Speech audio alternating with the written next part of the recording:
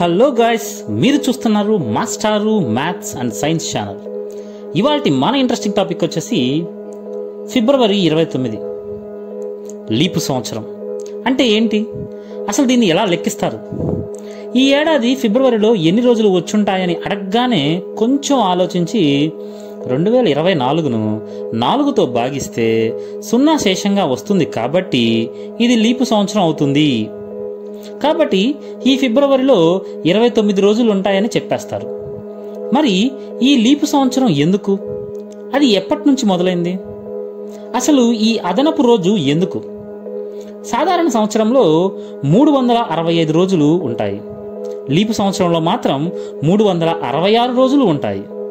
భూమి సూర్యుని చుట్టూ ఒకసారి తిరగడానికి పట్టే సమయం 365.2422 రోజులు.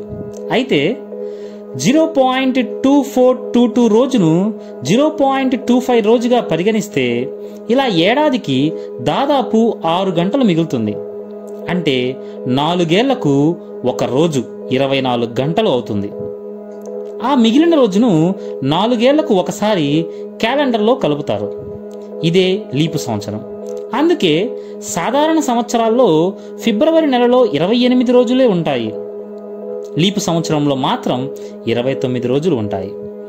2100వ సంవత్సరం లీపు సంవత్సరం ఇయర్ అవుతుందా?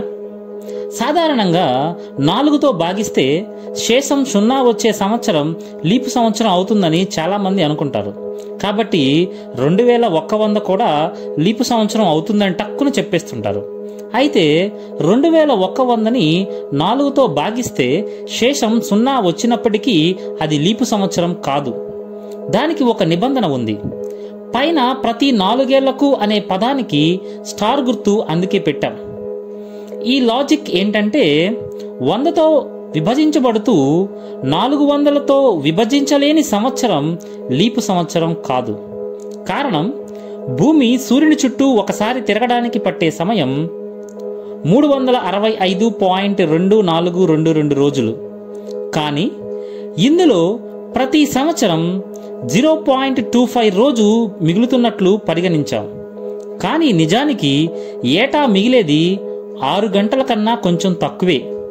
ఆ కొద్దిపాటి వ్యత్యాసాన్ని కలిపితే 400 ఏళ్లలో 3 రోజులు అవుతాయి. ఆ 3 రోజులను భర్తీ చేసేందుకు ప్రతి 400 ఏళ్లలో 3 లీపు సంవత్సరాలను కోల్పోతాం. ఉదాహరణకు 2100, 2200, 2300 లీపు సంవత్సరాలు కావు. 2400 మాత్రం లీపు సంవత్సరం అవుతుంది. ఈ లీపు సంవత్సరం ఎప్పుడు మొదలైంది? రోమన్ చక్రవర్తి జూలియస్ సీజర్ హయాంలో లీపు సంవత్సరం మొదలైంది. జూలియస్ సీజర్ అధికారంలోకి వచ్చే వరకు 355 రోజుల వార్షిక క్యాలెండర్ ఉండేది. ప్రతి 2 సంవత్సరాలకు 22 రోజులతో మరో అదనపు నెల వస్తూ ఉండేది.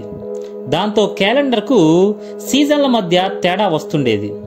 ఈ సమస్యకు పరిష్కారం కనుక్కోవాలని క్రీస్తు పూర్వం 46వ సంవత్సరంలో జూలియస్ సీజర్ తన ఖగోళ శాస్త్రవేత్త సోసిజెనస్తో ఆదేశించారు.